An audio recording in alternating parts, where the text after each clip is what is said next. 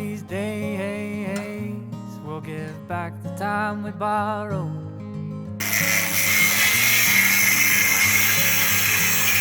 One of these nights I won't worry about tomorrow.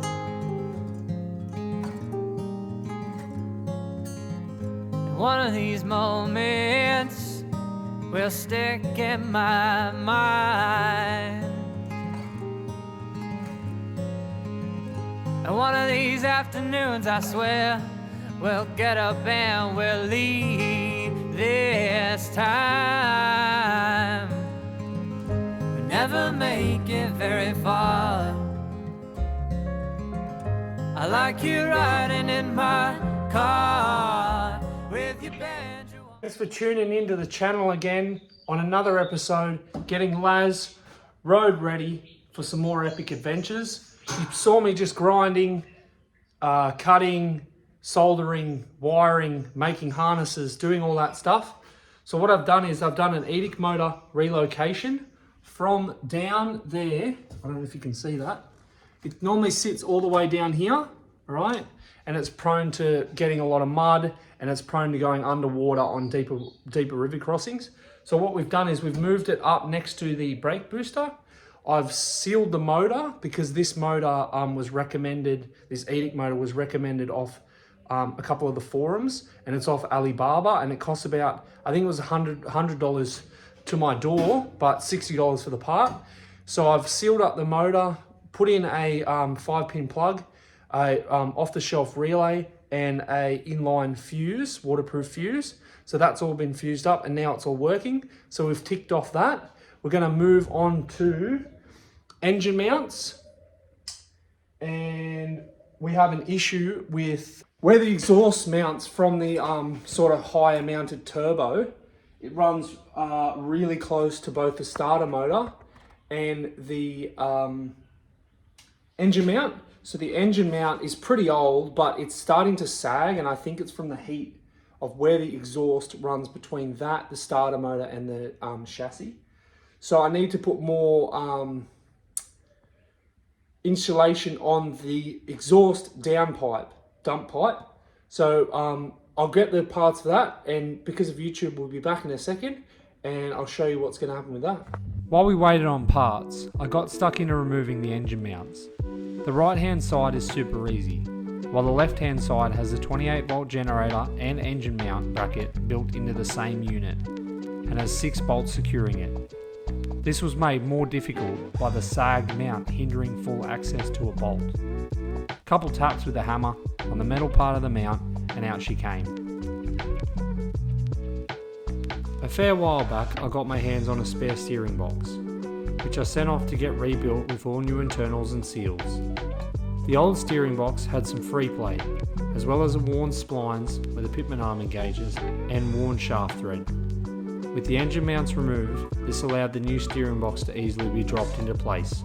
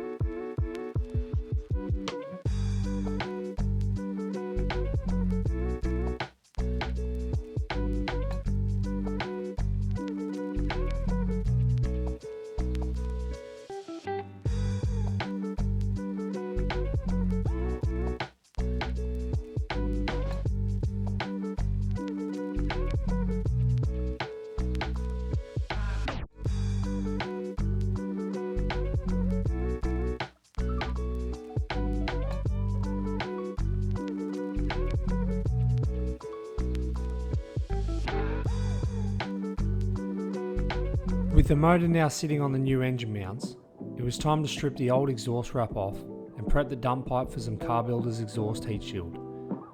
It wasn't the most pleasant job getting the shield to fit snug, but we got there in the end. I decided to only use the heat shield from the base of the pipe to halfway up. This is the location where it passes between the starter motor engine mount and chassis rail. I finished the job off with an exhaust wrap from top to bottom, further sealing off the edges of the heat shield and also providing heat insulation at the top of the dump pipe as well. With the steering box in, engine mounts in, it's time for the next stage of getting Laz back on the road. And finally, we're getting back into the first episode where we sort of pulled the front end off and we found the crack. So we're gonna get back into welding up this diff housing at the top where it's cracked on that weld. All right, and that's a big step. So if I can get this done, means I can get that back underneath and I can put it all back together proper and get it back on the back driving on wheels. All right, and luckily I took a bit of a gamble and picked up this Unimig 200p DC pulse TIG, and I got it for $400. So yeah, there was a bit of an issue with the collet in the handpiece, but I managed to get it off. I will need a new handpiece at some point. Managed to get it off, put a new collet in with a gas lens and a Pyrex cup, and I was doing some practice. Everything's working really good on it. I also picked up this Unimig Professional Series lid for $200, so that was $100 off. The guy hadn't even opened the box. Amazing. When I was doing MIG welding a while ago, so when I did like the rear corner protectors, I was doing flux core MIG and gas MIG, and then the bar on there and a couple other things. I had a really cheap helmet, but that thing blows. That it was a Unimig helmet. It was like their $80 to $70 one. That thing with 5 sensors blows it out of the water in terms of TIG. The clarity and the visibility and how clear it is crazy. I was looking at a 3M, but to pay like that much money for a 3M speed glass, maybe in the future if I get really into it. But yeah, so that's going to be mad for also doing some stainless steel intercooler piping. So let's get into prepping this diff housing and we'll get into welding it.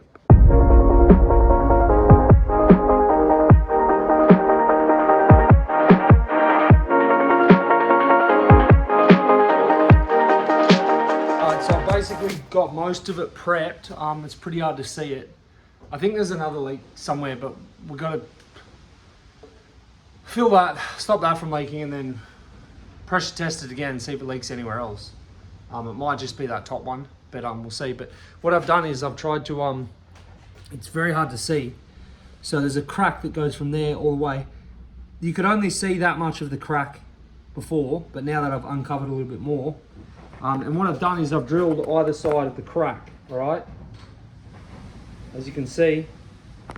So I'm gonna fill those holes so that hopefully the crack, if there is, like, I'm pretty sure that's the end of it. So it'll stop it from trying to re-go, like, again, hopefully. So there'll be some pretty hot metal on either side. So yeah, I did some research and this is sort of what it says. So we'll see what happens and fingers crossed it's all good. But yeah, so we'll get into doing a bit more prep, clean it up, get any residue off, and then I'll get into TIG welding it. The plan is to like seal the crack, so no filler. So run through, seal the crack, and then I'm probably going to pressure test it, make sure it's sealed, and then after that I'm going to lay some filler and build up that weld back up to sort of like factory where it was. So then we know it's sealed, and then I'll pressure test it again, and then we'll move on to if there's any leaks anywhere else, but I'm pretty sure there's not, but we'll see what happens. There might be. We started off by laying a few more practice beads on some spare scrap to make sure the settings were all dialed in. With some nice welds laid down, we moved on to welding up the crack in the housing.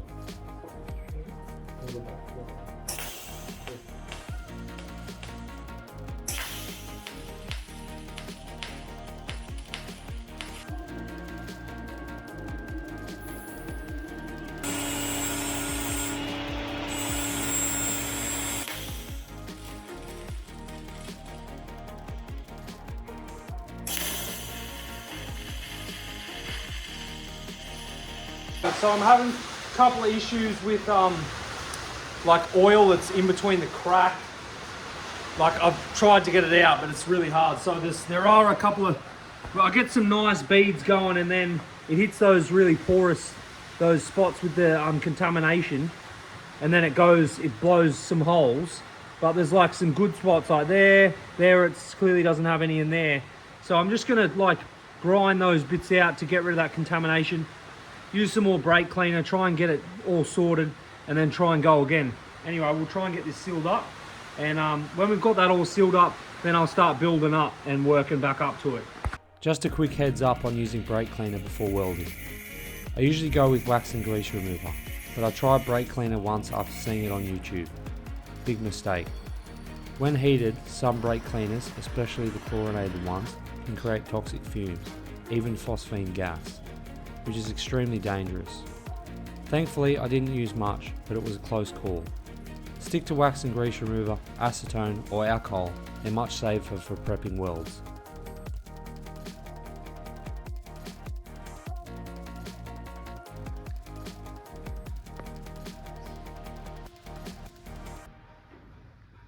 Alright, so after a lot of annoyingness of trying to get rid of any contamination between the two joints, we finally got there, and I'm pretty happy with that weld.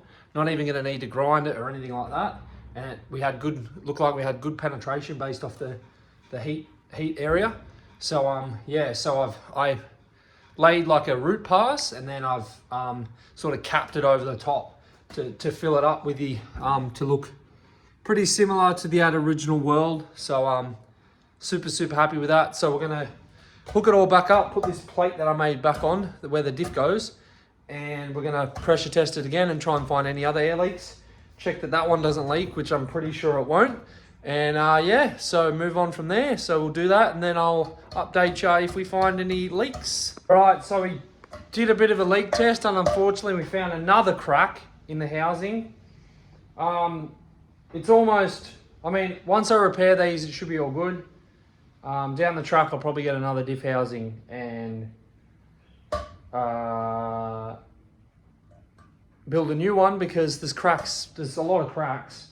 I didn't get any water ingress, which is odd because the cracks are pretty decent. Anyway, so I cut the front diff guard off, and I found some cracks. I don't know if you can see, there's a crack there. That's like a stress fracture or something. But it doesn't, I don't think it's from the welding of that, because that would have leaked straight away. So that's cracked at some point. And then also this spot here, I don't think I cleaned well enough. So there was a hole here. That's from just pulling this, it made that extra big hole. But there was a hole leaking there. So I think I had the issue before with that not being clean enough down here when I first welded that. But because I was using flux core MIG, I think it just dealt with it. And obviously it wasn't leaking on the oil on the ground, but after Cape York it started leaking. So anyway, so I'll weld up that crack. I'm going to reinforce it a bit, and then I'm going to reinforce this edge, TIG weld all that very slowly so we don't get any warping. Fill up these two holes, and then I'm going to weld this back on in sections. That worked really well to protect the diff. We smashed some pretty big rocks and stuff going across on the Frenchman's, so that saved it. There was basically no paint left on this after Cape York, because it just got smashed. But this, other than that crack at the bottom, this pumpkin is in really good nick. If I end up building another diff, I'll probably go with like a Gwyn Lewis heavy duty front cover, and just weld the whole way around, so you don't get these stress fractures. Anyway, we'll get this all sorted, get this all sealed, so then we can get it back on the road for now, and then I'll sort something else later on if we have some more issues down the track. Anyway, I'm going to get into welding all these holes up, and then get into welding that back on. So instead of trying to band-aid fix the cracks in the diff cover, I went ahead and cut it off completely. I ordered a heavy duty front plate and a brand new Discovery 1 Pitman arm from Kingpin Design and Fab. Way more solid and incorporates the diff protection and cover plate in one. This way it's done and don't have to fix it again somewhere down the track, hopefully. Alright, so we got the front cover all cut off. as you can see. There, so we're going to pick up a, I'm going to order one of those heavy duty front covers and then that'll get welded on. But for now, thanks for following along on this episode. We got a fair bit done, not as much as I'd like to get done, but things happen, you find new things. We had the engine mounts, Edict motor, what else? New power steering box went in. So yeah, and we wrapped the exhaust too. So we got a fair bit done. So we'll wait for parts on that. And when they arrive, I'll film it and we'll be back on for the next episode. Hopefully we'll have all this diff done and we can throw it back underneath Laz. That'll be some big progress. Once again, thanks for watching along on the episode. See you next time.